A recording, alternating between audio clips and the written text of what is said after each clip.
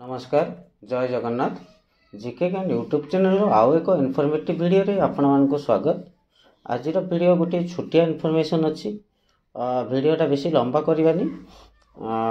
आपण माने तो समस्ते जानिथिबे जे वर्तमान सारा देश रे तापमात्रा केमती अहेतुक वृद्धि पाउछि। माने ओडिशा रे तो किछि जिल्ला तापमात्रा 43-44 डिग्री छुई गलानी। तो ताकू नजर रखी राज्य सरकार गोटे एसओपी गाइडलाइन जारी करछंती। तो सेटा चलते देखी नवा। एप्रिल 2 रु सकाळुआ स्कूल माने आसंता एप्रिल 2 तारिख रु स्कूल कॉलेज सब सकाळु खोलिबो। दिन 11 रु 3टा श्रमिक को काम कराइबा मना। माने दिन 11 रु 3टा पर्यंत श्रमिक मानकू काम कराइ परिबे नाही। और अंगनवाड़ी 7टा रु 9टा पर्यंत खोला रहिबो। राज्य रे अघोषित विद्युत काट हबनी।